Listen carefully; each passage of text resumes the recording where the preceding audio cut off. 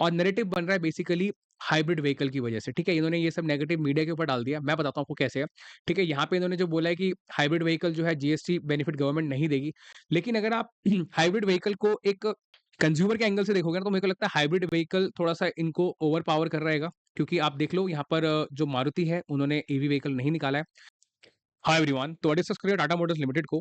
Tata Motors एक बहुत ही famous company है, बहुत लोगों के पोर्टफोलियो में स्टॉक हैगा। इसने 1050 का एक हाई बनाया, उसके बाद 10% की गिरावट आई।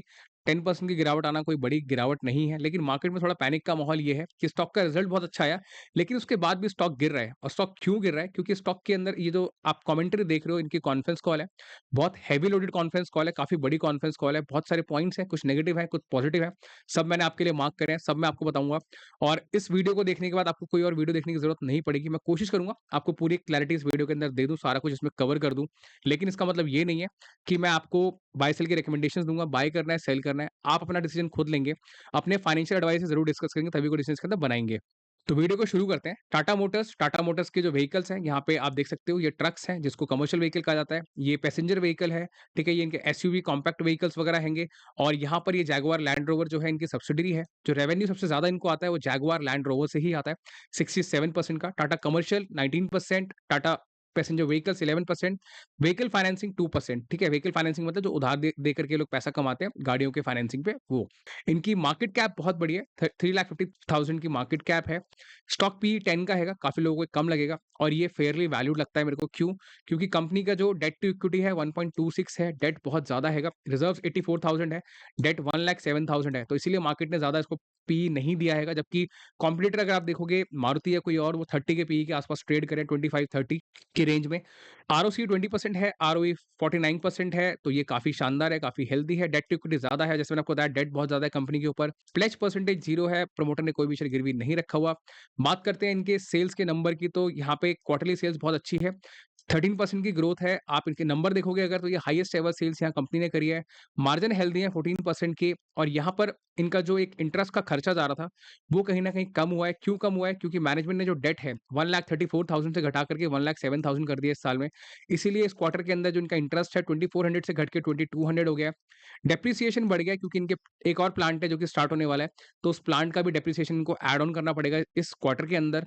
टैक्स परसेंटेज डेफर्ड माइनस दिख रहा है, कुछ बेनिफिट्स वगैरह इनको मिले होंगे, कुछ एडवांस पे किया होगा, वहाँ से बेनिफिट आया होगा, ठीक है? या कुछ लॉसेस वगैरह बुक करे होंगे, वो इन्होंने यहाँ पे एडजस्ट करवाया होगा। तो नेट प्रॉफिट 17,000 करोड़ का है कंपनी का, यहाँ पे हाईएस्ट एवर प्रॉफिट है इन सभी क्वार्टर्स के अंदर, हाईएस्ट एवर रेवेन्यू है, मार्जिन हेल्दी है कंपनी का। तो नेट-नेट परफॉर्मेंस काफ़ी शानदार है। अगर आप एनुअल देखोगे तो एनुअल काफ़ी हेल्दी है कंपनी का, ठीक है? 26% की यहाँ ग्रोथ करी है और प्रॉफिटेबल रही है काफ़ी सालों के बाद 31,000 करोड़ पे।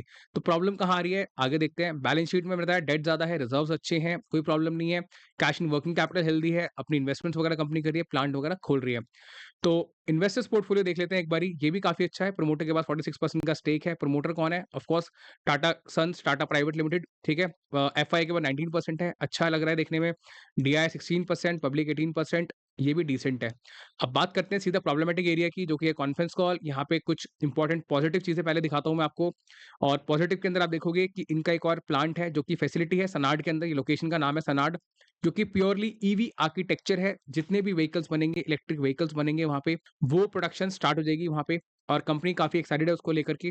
तो एक पॉजिटिव न्यूज़ है यहाँ पर, ठीक है? जैगुआर लैंड रोवर है, वहाँ से इनको काफ़ी अच्छा कैश जनरेट हुआ है 1.8 बिलियन का, जिससे इनकी डेट जो है वो रीपे हो जाएगी। काफ़ी पॉजिटिव चीज़ है ये भी। और यहाँ पे अगर बिज़नेस अपडेट देखा जाए, ऑफ कोर्स एक कंपनी के कितने न्यू व्हीकल्स आगे लॉन्च होंगे जिससे इनको आगे रेवेन्यू बढ़ता हुआ नज़र आएगा। तो कैसे बढ़ेगा? रेंज रोवर जो है, जिसके लिए ये लोग बीईवी पावर ट्रेन लॉन्च करेंगे, मतलब कि battery electric vehicle power train. तो कंपनी बेसिकली पेट्रोल इंजन बनाती है, सीएनजी इंजन बनाती है, डीज़ल इंजन बनाती है और इलेक्ट्रिक इंजन्स बनाती है। तो इलेक्ट्रिक के अंदर अब रेंज रोवर आएगी और रेंज रोवर जो होगी बहुत ही पावरफुल रहने वाली है, उन्होंने खुद बताया। और उसकी टेस्टिंग चल रही है आर्टिक के अंदर, वो आगे कहीं कॉन्फ्रेंस कॉल में बता रखा है इन्होंने। और इतना इंटरेस्ट लोगों ने ज़ाहिर किया है इसको बाय करने के लिए, 33,000 लोगों ने साइन अप किया है रेंज रोवर के लिए। और 33,000 आई थिंक पर्टिकुलर डेट तक किया होगा, उसके बाद में भी लोग इंटरेस्ट ज़ाहिर कर रहे होंगे कि हमें खरीदनी है गाड़ी। प्लस ऑक्टा डिफेंडर, इसकी भी काफ़ी अच्छी इंडिया के अंदर डिमांड है। ऑलरेडी इंडिया में काफ़ी ज़्यादा डिफेंडर लोगों ने खरीदी हैगी और अब आगे एक और लॉन्च होने वाली है। उसका एक अपग्रेडेड वर्ज़न आएगा। नेट-नेट काफ़ी अच्छी परफॉर्मेंस है यहाँ तक। प्लस मैनेजमेंट का जो टारगेट है, जितनी भी इनके ऊपर डेट हैगी, उसको नेट ज़ीरो करने का फाइनेंशियल ईयर जो भी चल रहेगा। अभी हम FY 25 में हैं, इनके ऊपर डेट कितनी है? 1,07,000 करोड़ की मैनेजमेंट का टारगेट है, इसको ज़ीरो कर देने का। अगर मैनेजमेंट 1,07,000 ज़ीरो कर देगा, तो डेफिनिटली इनकी जितनी भी क्रेडिट रेटिंग एजेंसीज़ हैं, इनकी रेटिंग को इम्प्रूव कर देंगी। प्लस इनका जो प्रॉफिट है, वो बढ़ेगा। क्यों बढ़ेगा प्रॉफिट? यहाँ पर जो कंपनी साल दर साल लगभग 10,000 करोड़ रुपए अपना इंटरेस्ट में पे कर रही थी, ये 10,000 करोड़ डायरेक्टली कैश में आके यहाँ पे ऐड हो जाएगा प्रॉफिट के अंदर, ठीक है? पहली चीज़। दूसरी चीज़, कंपनी की बैलेंस शीट इंप्रूव हो जाएगी, तो ये बहुत अच्छा टारगेट है कंपनी का। एक और बहुत इंपॉर्टेंट पॉइंट जो पॉजिटिव है वो ये हैगा, कंपनी अपने चार्जिंग नेटवर्क को इंक्रीज कर रही है। और कैसे इंक्रीज कर रही है? अभी तक 10,000 जो है इनके चार्जिंग नेटवर्क्स बन चुके हैं। 22,000 कंपनी आगे और 18 महीने में ऐड करेगी, विच इज वेरी गुड। आगे 14 न्यू मॉडल्स इनके आएंगे। और देखो, जब भी इलेक्ट्रिक व्हीकल की बात होगी ना, जबकि इनका इलेक्ट्रिक व्हीकल से इतना रेवेन्यू आता नहीं है, अगर आप यहाँ पे देखोगे तो इनका जो रेवेन्यू मेजरली आता है वो लैंड रोवर से आता है। जैगुआर लैंड रोवर 67%, और जो कि विदेश में ज्यादा बिकती है, इंडिया में बिकती है नो डाउट।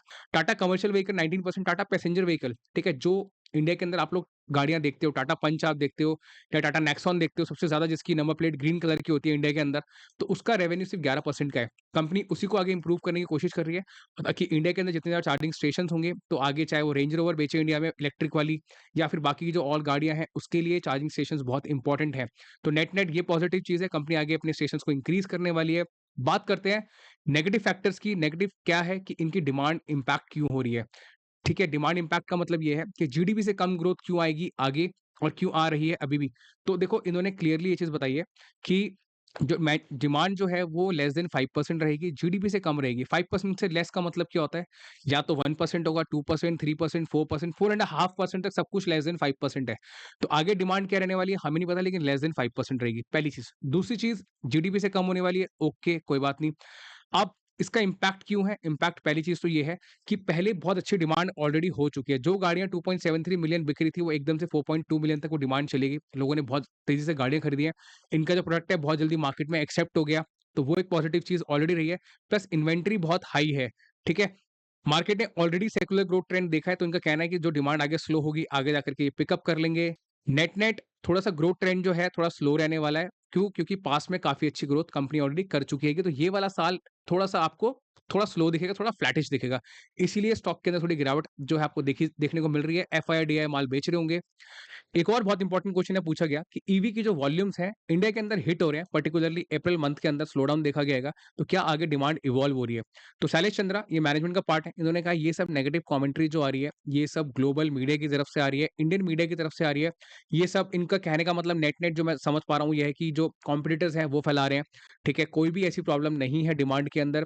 पैसेंजर व्हीकल के अंदर डिमांड 8.5% की रही है पूरी इंडस्ट्री के अंदर, जिसके अंदर ईवी खुद 70% से बड़ा आएगा, ठीक है? तो 8.5% के अंदर जो ग्रोथ मेनली है वो ईवी की है, 70% की। और पर्टिकुलरली अगर आप क्वार्टर की बात करोगे जो अभी खत्म हुआ है, उसके अंदर 40% से इलेक्ट्रिक व्हीकल्स की डिमांड बढ़ी है। नेट नेट मैनेजमेंट पॉजिटिव है, लेकिन अगर आप आगे देखोगे तो उन्होंने यही बोला है कि जो एक्सेप्टेंस है ईवी व्हीकल्स की, वो गवर्नमेंट की साइड से बहुत अच्छी है। गवर्नमेंट जो है बेसिकली सपोर्ट कर रही है ईवी व्हीकल्स को, चार्जिंग स्टेशंस लगवा रही है, हम आगे इंफ्रा डेवलप कर रहे हैं, ठीक है? प्लस ईवी व्हीकल्स की जो प्राइसिंग है वो कम हो गई है। पहले जो गाड़ी 20 लाख की आ रही थी, वो अब 8 लाख तक आ गई हैगी। इनकी एक और कार है टाटा पंच, जो कि 400 किलोमीटर्स की रेंज दे रही है ईवी के अंदर। तो ऑफ कोर्स जब 400 से 500 किलोमीटर की रेंज कोई गाड़ी देगी, तो डिमांड वहाँ पे रहेगी। लेकिन ये नैरेटिव बन कैसे रहा है, मैं आपको वो समझाता हूँ, वो समझना बहुत ज़रूरी है। और नैरेटिव बन रहा है बेसिकली हाइब्रिड व्हीकल की वजह से, ठीक है? इन्होंने ये सब नेगेटिव मीडिया के ऊपर डाल दिया। मैं बताता हूँ आपको कैसे है, ठीक है? यहाँ पे इन्होंने जो बोला है कि हाइब्रिड व्हीकल जो है जीएसटी बेनिफिट गवर्नमेंट नहीं देगी। लेकिन अगर आप हाइब्रिड व्हीकल को एक कंज्यूमर के एंगल से देखोगे ना, तो मेरे को लगता है हाइब्रिड व्हीकल थोड़ा-सा इनको ओवर पावर कर रहेगा। क्योंकि आप देख लो यहाँ पर जो मारुति है उन्होंने ईवी व्हीकल नहीं निकाला है। टोयोटा है, टोयोटा ने भी इंडिया के अंदर ईवी व्हीकल नहीं निकाला हैगा, वो ईवी के अंदर नहीं एंटर हुए हैं, वो लोग हाइब्रिड वर्जन्स बना रहे हैं। मतलब ईवी इलेक्ट्रिक से चलेगा, साथ के साथ वो पेट्रोल से चलेगा, किसी और फ्यूल से चलेगा, और जो बैटरी है वो रिचार्ज होगी। तो इसीलिए मार्केट के अंदर ये कॉम्पिटिशन जनरेट हो गया।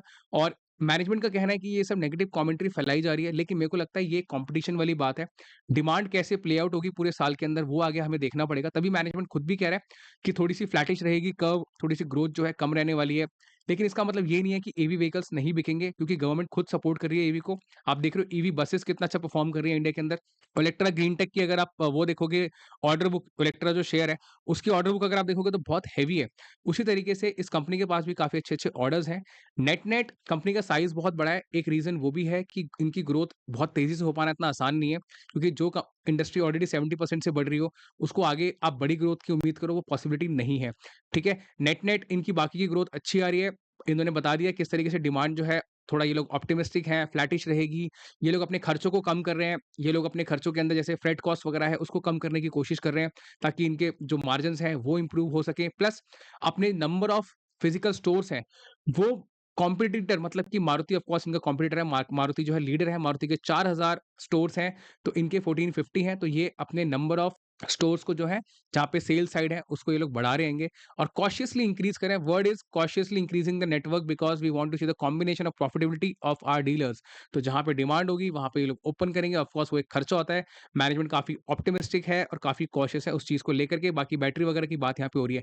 नेट-नेट अगर मैं आपको कंक्लूजन बताऊँ तो मेरे अकॉर्डिंगली आपको ज़्यादा चमत्कार की उम्मीद नहीं करनी चाहिए स्टॉक से, ठीक है? अभी ये इस भाव पर है। Price to earning multiple no doubt मुझे काफ़ी सस्ता नज़र आता है। यहाँ पे 10 का मल्टीपल है और ऐसा नहीं है कि मार्केट ने इसको फिज़ूल में गिरा दिया आएगा, नहीं, क्योंकि देखो जब डिमांड आगे कहीं न कहीं कम रहेगी तो बाज़ार प्रॉफिट बुकिंग करेगा। बाज़ार को पता है जब अगला साल आपका थोड़ा फ्लैट रहने वाला है, आपने यहाँ पे 4,37,000 करोड़ का अगर रेवेन्यू कर दिया है, अगर आगे 4.5 पौने 5, 5 लाख भी 5 लाख तो खैर नहीं, फिर 10% की ग्रोथ हो जाएगी। लेकिन अगर 4.5 लाख तक भी अगर मार्केट में ये लोग रेवेन्यू कर देते हैं, तो ऑलमोस्ट फ्लैट माना जाएगा। तो इसीलिए बाज़ार ने स्टॉक में यहाँ प्रॉफिट बुकिंग करी है और ये ऑपरेटर्स होते हैं मतलब एफआईआई, डीआईज़ होते हैं। स्टॉक हो सकता है थोड़ा-सा नीचे और लेकर के आएँ, सेलिंग करें। बाद में थोड़े दिन साइडवेज़ जाने के बाद इसको वापस से खरीदना शुरू करें, ठीक है? वो बता के नहीं खरीदते हैं, कब खरीद रहे हैं, कब बेच रहे हैं। तो नेट-नेट जिसके पास में ये स्टॉक है, आपको बेचना नहीं चाहिए। अगर आपने नीचे कहीं खरीदा है, आप प्रॉफिट में हो, तो वेल्थ ऐसे ही बनती है। 2 साल स्टॉक अच्छा परफ़ॉर्म करेगा, 1 साल स्टॉक में थोड़ी साइडवेज़ आपको गिरावट नज़र आएगी या फिर कंसोलिडेशन नज़र आएगा। जिनको नया खरीदना है, थोड़ा-सा वेट करो। मार्केट में हो सकता है सेंटिमेंट थोड़े-से आगे और नेगेटिव हो स्टॉक को लेकर के या क्वार्टर 1 थोड़ा-सा खराब आ जाए इस वाला, तो स्टॉक आपको कहीं यहाँ पे 790 या 815-20 तक का लेवल दिखा दे, ठीक है? क्योंकि लॉन्ग टर्म के अंदर हाइब्रिड वर्ज़न का कॉम्पिटिशन बहुत अच्छा होने वाला है इस मार्केट के अंदर क्योंकि मारुति को ले लो, टोयोटा को ले लो और टाटा को ले लो, तो कॉम्पिटिशन हमें काफ़ी सॉलिड नज़र आएगा। और देखो इंडस्ट्री तो बढ़ेगी नहीं ना, जिस जिस इंडस्ट्री के अंदर आपको अगर आप कस्टमर हो, मैं कस्टमर हूँ, मुझे एक ही गाड़ी खरीदनी है। मैं पेट्रोल खरीदूँगा, हाइब्रिड खरीदूँगा, सीएनजी खरीदूँगा, ईवी खरीदूँगा लेकिन एक ही या फैमिली के लिए एक और कार खरीद लूँगा। लेकिन डिमांड 1 या 2 से बढ़ेगी, लेकिन इसका मतलब ये नहीं है कि मैं साथ के साथ एक ही दिन में एक पेट्रोल भी ले लूँ और एक ईवी भी ले लूँ, नहीं, ऐसा नहीं होने वाला ना। तो कॉम्पिटिशन बहुत सॉलिड रहने वाला है, कस्टमर के पास चॉइसेस बहुत होने वाली है, काफ़ी इवॉल्व होने वाला है, ठीक है? तो ये चीज़ आप लोगों को काफ़ी ध्यान रखना है कि ये बहुत ही इवॉल्विंग स्टेज पर है बिज़नेस क्योंकि लोग अभी भी ईवी स्टेशंस को बहुत ज़्यादा चेक कर रहे हैं कि कहाँ पे हम अपनी गाड़ी को चार्ज कर सकते हैं। हम लॉन्ग रूट पे जा रहे हैं तो गाड़ी मेरी कितनी चलेगी, रोड पे खड़ी तो नहीं जाएगी, कहीं हम चार्जिंग के लिए परेशान होते रहें। तो वो सारी चीज़ें बहुत प्ले आउट आगे जाके होने वाली हैं। तो नेट-नेट आप लोग इस तरीके के स्टॉक को अगर खरीद रहे हो तो लॉन्ग टर्म व्यू के हिसाब से खरीदो। किसी ने नीचे खरीदा है, बने रहो, कोई दिक्कत नहीं है। थोड़ा-सा नीचे आएगा, वापस से आपको तेज़ी बाद में होती नज़र आएगी। जब रेट कट होगा तो डेफिनिटली एफआईआईज़ इन स्टॉक्स को, ब्लू चिप्स को बहुत पसंद करते हैं। तो ब्लू चिप्स की बाइंग आपको थोड़ी आगे नज़र आएगी। नेट-नेट पीई ठीक है, बहुत सस्ता नहीं है, बहुत महँगा नहीं है, फेयरली वैल्यूड है। तो इससे ज़्यादा गिरावट लगभग 800 के लेवल से ज़्यादा गिरावट मुझे उम्मीद नहीं है। लेकिन स्टॉक मार्केट है, कुछ भी हो सकता है। तो इसका मतलब ये नहीं है आप इसे शॉर्ट करना है, शॉर्ट-वॉर्ट मत करना भाई। लेकिन खरीदना है तो थोड़ा वेट कर लो और अगर आपने ले रखा है, आपको एवरेज करना है तो भी वेट कर लो और आप प्रॉफिट में हो, आपकी मर्ज़ी है, प्रॉफिट बुक करना है कर लो। लेकिन अगर वेल्थ बनानी है, तो 2 साल, 5 साल तक आराम से बने रहो क्योंकि बहुत बड़ा बिज़नेस है और बड़ा बिज़नेस कहाँ से आता है? जैगुआर लैंड रोवर से आता है। जैगुआर लैंड रोवर अगर आगे ग्रो करेगा, तो डेफिनिटली ये कंपनी आगे आपको बढ़ती हुई नज़र आएगी, ठीक है? सिर्फ़ इस पे डिपेंड नहीं करना है जो इनकी नेक्सॉन वगैरह बिक रही है। जैगुआर लैंड रोवर अगर बिकेगा, ठीक है? अगर उनकी डिफेंडर अच्छा परफ़ॉर्म करेगी, अगर रेंज रोवर अच्छा परफ़ॉर्म करेगी, तो डेफिनिटली ये कंपनी आगे और ग्रोथ आपको दिखाएगी। नेट-नेट यही पूरा एनालिसिस हैगा। आपका कोई और क्वेश्चन हो, आप ज़रूर मुझे लिख देना। बाकी बैलेंस शीट के मैंने आपको बता दिया, डेट अगर कम होगी, तो स्टॉक चलेगा, ये ज़रूर ध्यान रखना। मार्केट आपको बताएगा नहीं चलाने के पहले, तो इसलिए आप इसको रेगुलरली ट्रैक करते रहो। बाकी कोई और क्वेश्चन हो, कमेंट कर देना, मैं आपको ज़रूर आंसर कर दूँगा। अगर आपको वीडियो इन्फॉर्मेटिव लगी हो, कुछ लर्निंग्स मिली हो, तो प्लीज़ इन्फॉर्मेटिव लिखना, हेल्पफुल लिखना। मुझे काफ़ी एप्रिसिएशन मिलता है उससे। वीडियो को ज़रूर शेयर करना अपने फ्रेंड्स एंड फैमिली के साथ।